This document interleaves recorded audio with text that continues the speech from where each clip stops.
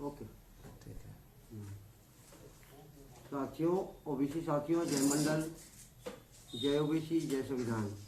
मंडल commission की report 1992 में लागू करने के उपरांत आज तक यह रिपोर्ट संसद भवन से लेकर कमीशन में धूल फांक रही। हमारे ओबीसी समाज के नेता इस पर चर्चा करने के लिए तैयार नहीं है। हमारे समाज के जितने भी नेता हैं उनको ये पूछना चाहिए कि हमारे ओबीसी समाज को सामाजिक न्याय के तहत मंडल कमीशन की रिपोर्ट के तहत हमें आज तक क्या मिला। साथियों, इसको समीक्षा, संविधान समीक्षा की बात सब करते हैं, लेकिन मंडल कमीशन की कितनी सिफारिशें आज तक लागू हुई इसके बारे में चर्चा करने के लिए कोई तैयार नहीं है।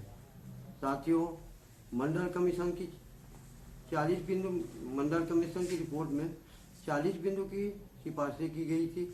उसमें से अभी तक के 2 सिफारिशें ही, लगभग 2 सिफारिशें पूरी तरह से लागू नहीं हुई।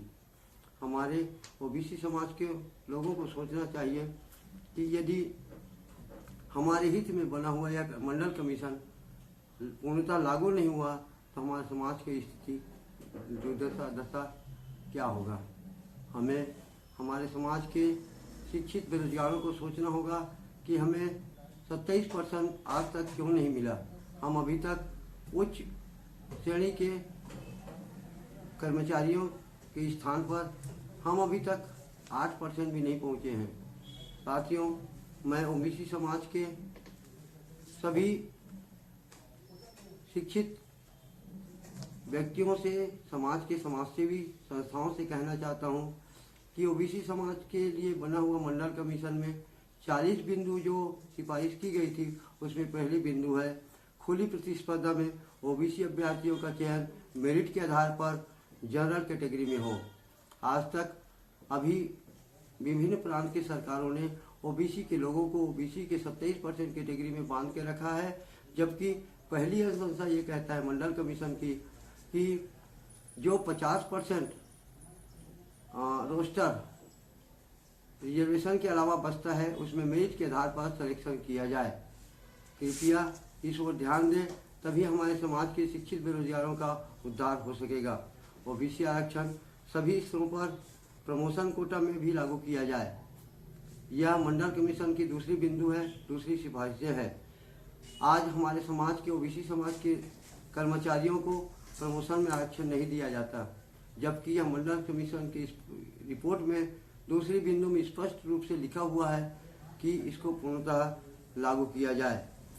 तीसरी बिंदु है प्रत्येक विभाग के संबंधित पदाधिकारियों का हर श्रेणी के पदों में उसी तरह लागू किया जाना चाहिए जिस तरह से SC/ST के लिए कोटा बना हुआ है।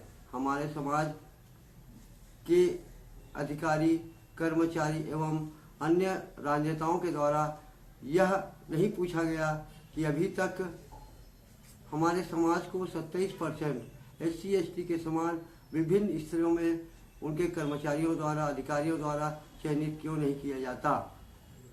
चौथी बिंदु है सरकार से किसी भी तरीके से निजी संस्थानों में वित्तीय सहायता प्रदान किया जाता है तो उसे निजी, पूर्णतः निजी नहीं माना जाएगा। उसमें भी आरक्षित वर्ग के लोगों को आरक्षण देने का प्रावधान किया जाए। इसके लिए अधिनियमों में बदलाव सरकार के द्वारा किया जा सकता है और उसमें भी पूर्णतः आरक्षण लागू किया जा सकता है।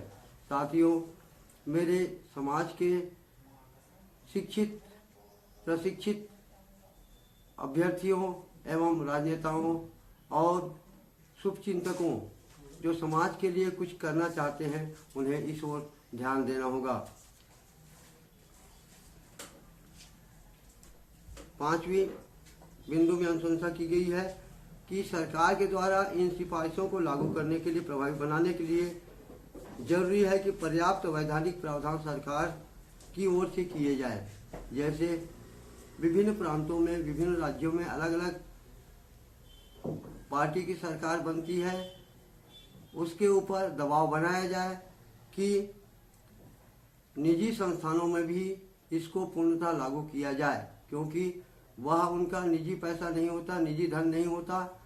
इसके लिए सरकार के द्वारा जो भी पर्याप्त वैधानिक प्रावधान सरकार की ओर से किए जाए जिसमें मौजूदा नियमों, कानूनी प्रक्रिया आदि में संशोधन शामिल है, जिससे इन सिफारिशों के अनुरूप बन जाए।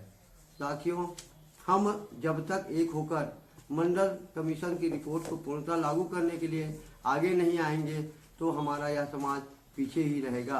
आज हम 31 साल मंडल कमीशन सिफारिश आने के बाद भी, लागू होने के बाद भी हम 8 से 10% स्थानों पर वो भी तृतीय चतुर्थ कर्मचारी में पहुंच पाए हैं।